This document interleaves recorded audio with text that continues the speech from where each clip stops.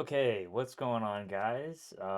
It's your boy Mixin back once again, and if you're watching this, I recorded this the week before, and it'll be about like 5 o'clock Eastern time, 2 o'clock Pacific, and my Hoosiers are gonna be taking on Notre Dame. I'll be out and about, and yeah, obviously I'm like a little bit of a Irish fan too, but IU's where I went to school, and Notre Dame's kind of where I grew up. So we didn't do any voting this week, but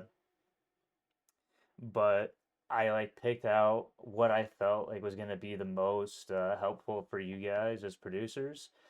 So what we have here is we have a Ken Carson type beat. Basically, is like what I've kind of constructed here.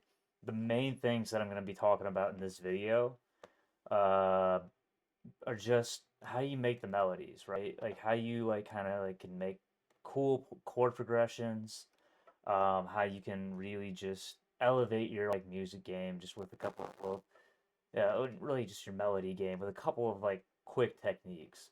And then really like we'll dive into like how I kind of make this like a Ken Carson beat. What's like that? What does that really mean? What is like what are the core concepts of that? And then how do I like make my drums and everything just kind of come through clear like that. So this is like an all guide how to make a Ken Carson beat, as well as just how can I like make crazier melodies, how can I like make more distorted bass, how can I make rage beats. There's a lot of like concepts to draw from this, but without further ado, let me play this beat for you guys so you can see if this is something you're like kind of looking for in your search or if not. So let's get right into it.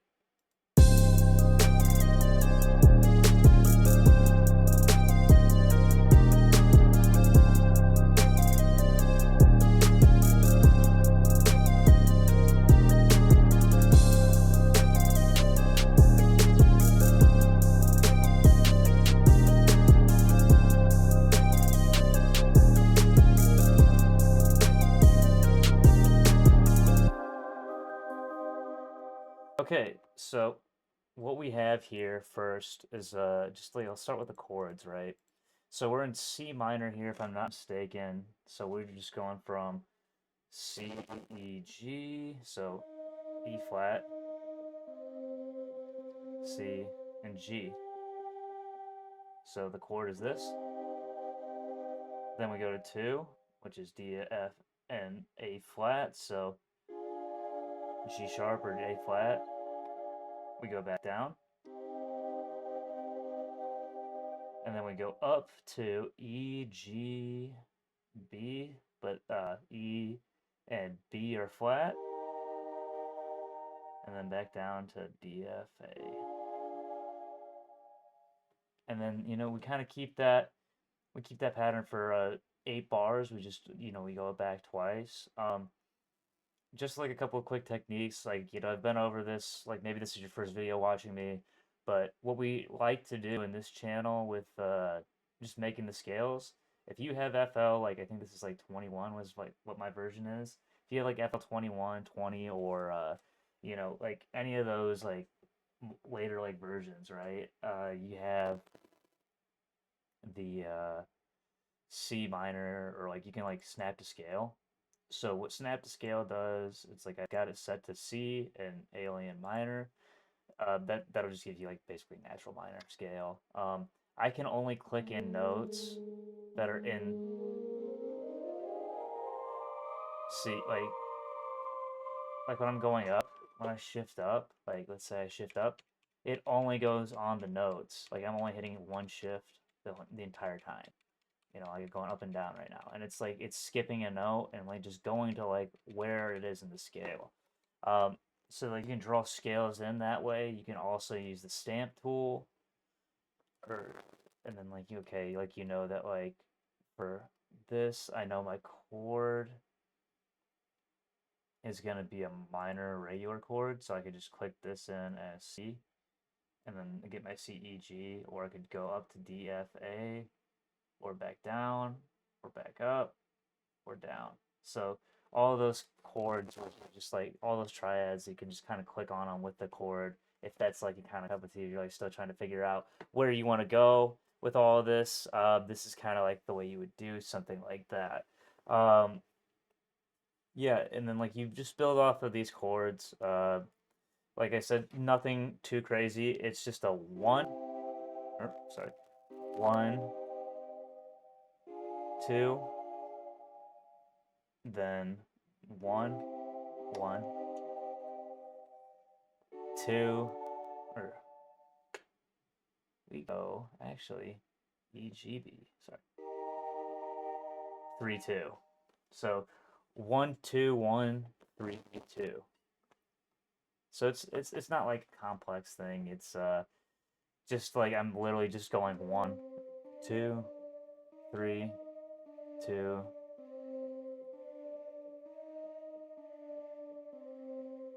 Well, and that kind of like one step up each for the root note. That's good technique and like kind of like keeping it dark and like you're only like it's not like okay, it sounds like it's like a wide gap of like notes. It all sounds kind of close together. So it's like slow progression over time, and I felt like that progression sounded pretty good. Um, Next we got into this bell melody, right?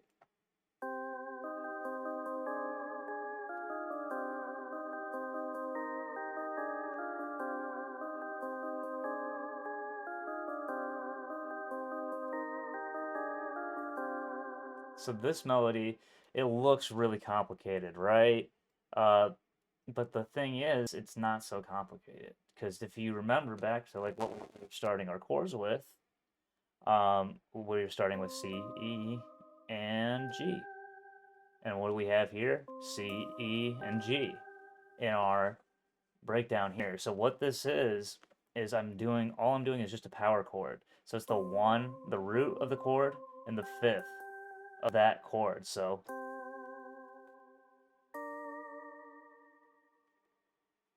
I think, nope. Yeah, right there.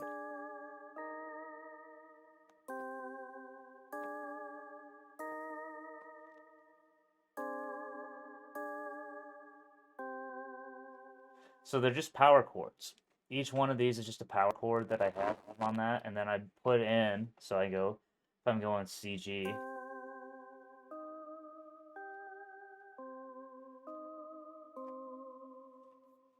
so when I play that,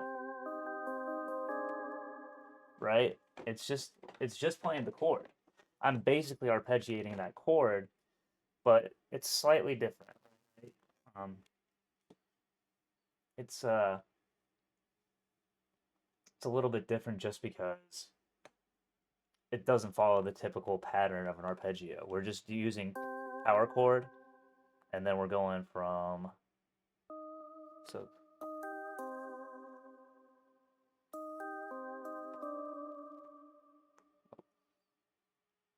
I think I go so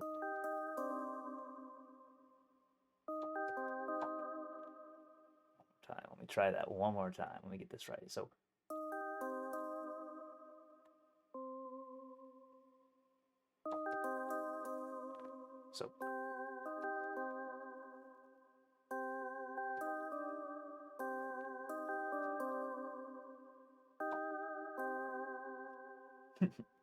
man, I'm having a hard time playing tonight. So it's just basically power chord, third of the chord, back to the fifth, back to the root, third, root on that. And then on this one, on the second one that I did,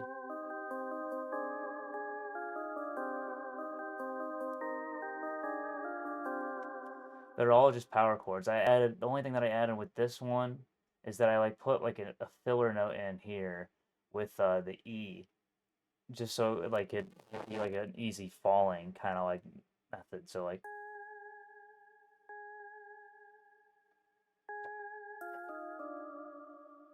so it's like I wasn't just jumping. It kind of sounds like a little off, right? So even though the E is not really part of the chord, it still sounded good just because it's just like it's at the later part and it's just kind of toning it in, just like resolving it. Um, then I follow the same pattern here just to kind of keep it not necessarily unique, but like giving it like a familiarity with the ear, and then just like building up with the two chords because I only have like a, I only have a half beat here, right? Or a half bar here to kind of like formulate this chord. So it's like, all right, I want to make sure I hit the notes that I haven't hit and like make it sound good. And all together, this melody sounds like this with the chord progression, right?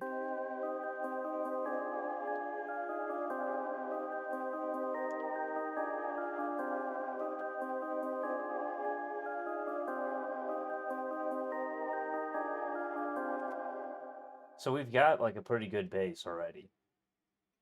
Now here's the bulk, I think, of what makes this sound like a Ken Carson beat, a rage beat, or like, just like maybe a type beat. Um, is really just this lead. This like lead that I have here just takes it to the next level. Um, so what I've got here.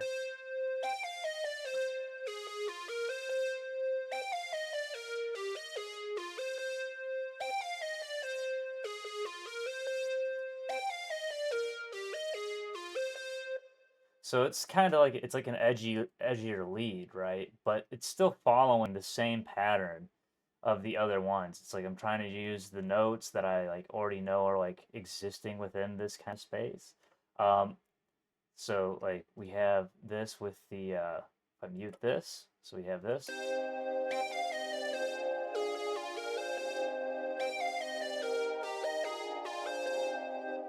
So we have the notes that are already within, the built chords. And we're just kind of building off of that. Some of the notes will sometimes travel out, but like I think the reason this works is because so with the D, right? Those sounds don't sound good together, you know. If I was gonna play like on this, sounds a little bit dissonant, right? But when you play it with a as a seventh, right, of a chord, it sounds pretty good. Just adds like a question mark, right? It just adds like kind of like a question mark on it. Makes it like, okay, it adds a little dissonance, but it doesn't sound as bad as that, right? Um, so adding that piece in, it makes it like it's not like about the note, but it makes the note like a seventh chord instead. And so that's how it kind of like maths out in music theory. I know it's a little weird, but that's just kind of how it works on the ear. That's why it's playing tricks on you, you know. But then it's just really like, so I just did this and then like just follow it down. Just so knocked it down.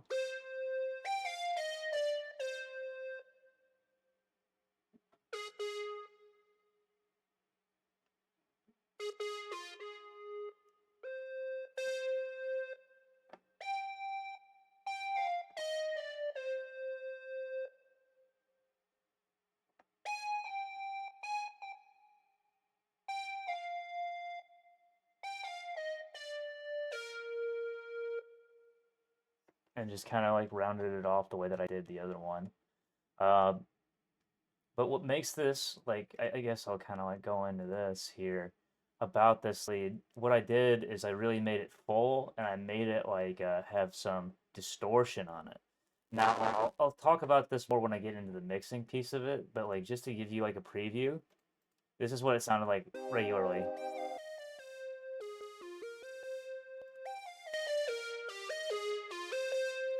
Right, it's very like it's a little bit different now because it's like okay, now it's got like some distortion to it. It makes it sound very weird and unique to me, at least, you know. So that like is how like I kind of like make it like a rage beat is just like having a lead that's like very distortiony, a melody that's very like hook driven, like the bells, like they just kind of pull you in. Now the last piece of this that makes it really Ken Carson kind of beat with the rage is the drums.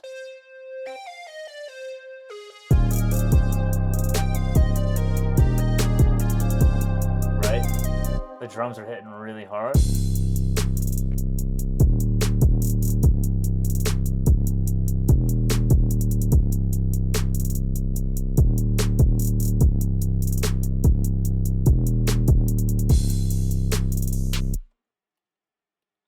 way that you kind of do this, you want to make sure your kick is just knocking, right? So we've got this hitting hard. So we had to also take out some of this this fade. We had to fade it out a little bit. It had a little bit of an air pump in it that I didn't love. So I take some of that out so it doesn't clash with like the hi-hat or any of the other sounds. Then we go into our clap. That's just pretty standard, right? So if we're just building this out. Then we have our hi-hat.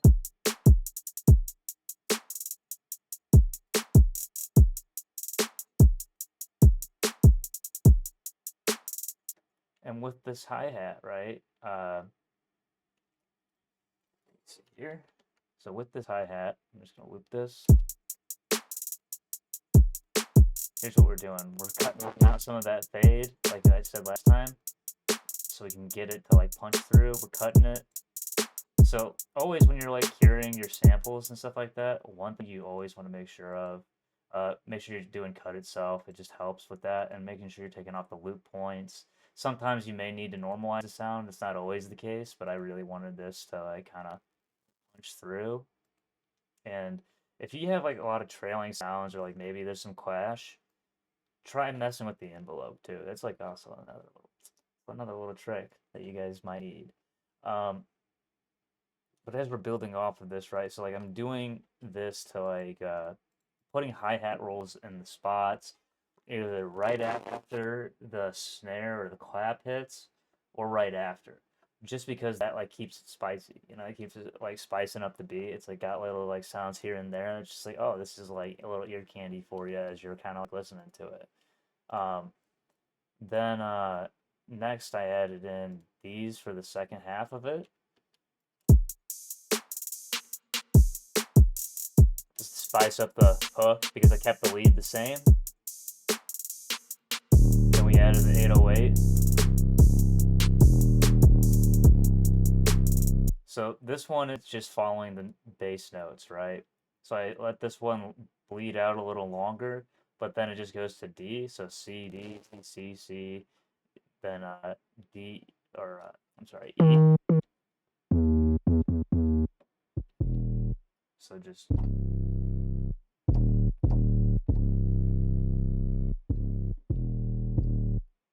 how it does in the chord progression, right? And then we just have a little simple, right? So that sounds pretty good. Yeah, that sounded pretty good to me. With all of that now we got all of this cohesive sound and all together.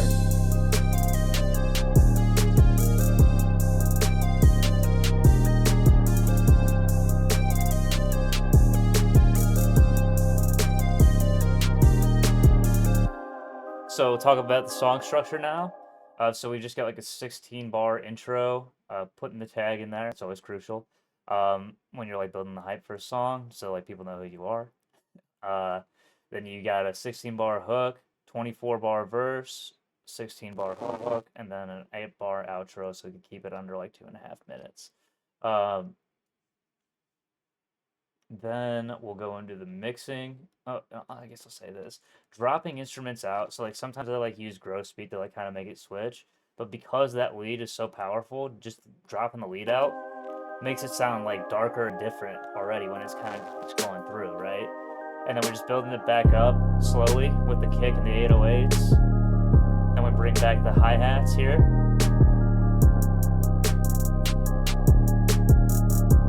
Now it's like kind of like almost sounding like a completely different beat, It's kind of like giving it this new type of vibe. And then we bring the lead back here, have it like pump a little bit of energy back in,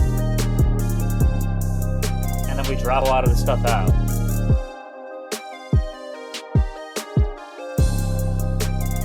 And have it come back all together like that. Yeah, so I think that that's kind of like a good little bit of the song structure. I'll get into the mixing now. So the first thing is like, I start off with my standard roll off, and that's just messing with the frequency up until the point where it starts messing with the sound, picking things out, then we just put it back there. Because you don't want it messing with the sound if you like the sound, right? You're just trying to cure it so that it'll go into the right spot of the mix. You're not really trying to mess with this thing to like do this the right, like, you're not really trying to like mess with it with this kind of curing. It's just to like force it into like one EQ range. Then we did a little panning to the right because this staying in the middle while this was in the left kind of added like a little clash that I didn't like. But then we add that, so now it's like in the left and right ear, and then you can see in the mix it's a little bit more balanced. Still a little bit more to the left, but you know what I mean. Now we go into this, right? So my sound with this, it's a little bit different. I didn't really shave off a lot from it, just kind of forced it into its range how we had, right? So I'll just get back.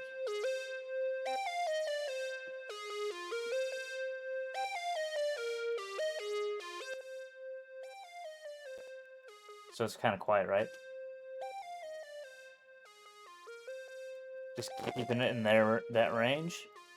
Adding a doubler. So this is a waves doubler. What this thing does is like it just makes the sound fuller. So like if I like, it's just a full reset on it. So it's like it's just the default. So when you open up default, this is like what the doubler sounds like already. So the two voices on the end, like you can see it just adds like a little bit of less gain, pans one to the left and the right, puts a little delay on it. So it kind of like makes it sound like a chorus effect without like doing all the phasing.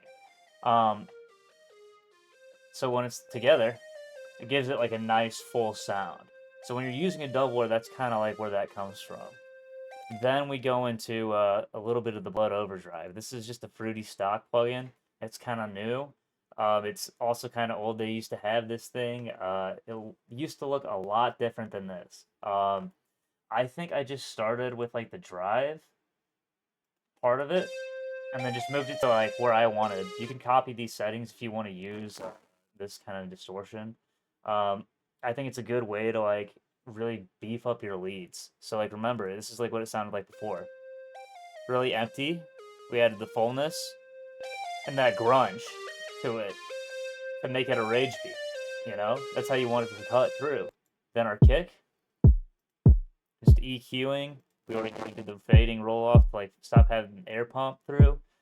Hit the threshold, make sure that it's hitting at -6 at the end, so like we can do mastering pretty good. We got a clap, just boosting the low mids, a little bassiness in this clap, so I like that a lot. Like you can hear it. If I raise this up, you can hear it like that. That little snare sound that's in that clap, I really like that, so I wanted that to get boosted up. And then just some of the more presence to make it still sound like the clap. And then we kind of were going here, the clap snare, same kind of thing. We're just playing around with the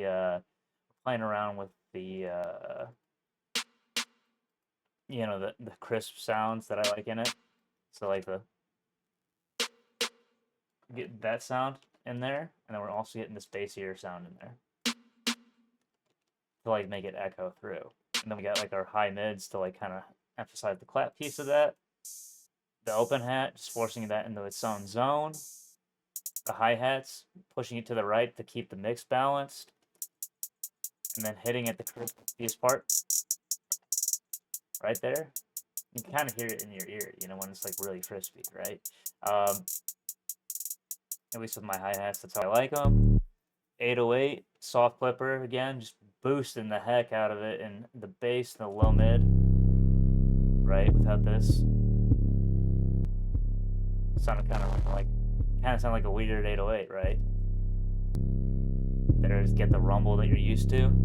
Now it's like super like hard hitting, and then you just get your regular cymbal where we just roll it off in the right spot. But yeah, that's all the mixing there is to this thing. It's kind of a complicated like concept with the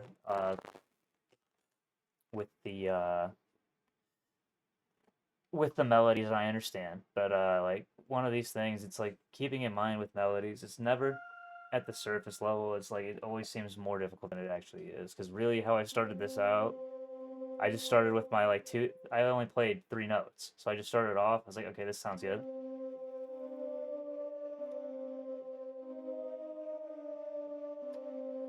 like that, and then I just built chords off of it. You can just click, skip note on that. So it's like if I was like just to start from scratch on this, right?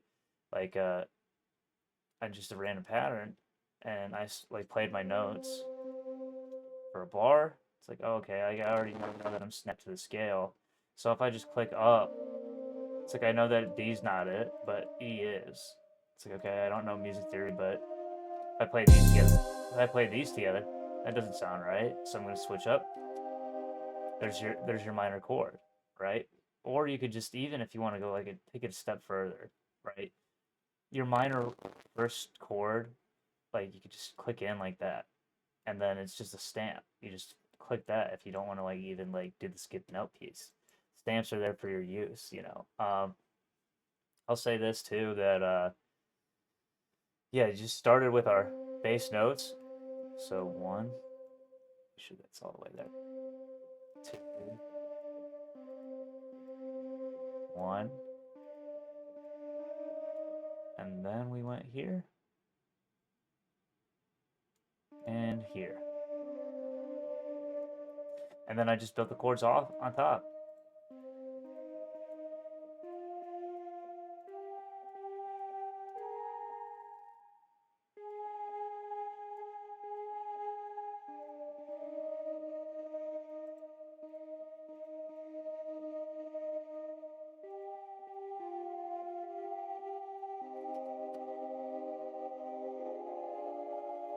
And you kind of get the gist, you know. It's like it's just building up like that. Um, but yeah, that's basically what I've got with this one. I'll go through the Omnisphere presets one time for you guys. The pad was Whistling Keys from the Plugin Guru pack, Sabersphere. Uh, this is just a standard Omnisphere patch. The Icicle Vibrato. Um, and then this one comes from the Hardware Library patch from Andromeda. And I just added glide to it, I think. I think that's the only thing I did. Um, that and then the distortion to make it sound unique. Uh, but yeah, that's all I got for you guys today. Thanks for tuning in and bearing with me. I know there's no voting, but I think these techniques are going to be helpful for you guys for the next week. I'll see you guys next week, and go Hoosiers. Peace. God bless. Have a good holiday season, everybody. Yeah, I'll see you guys next week. Peace.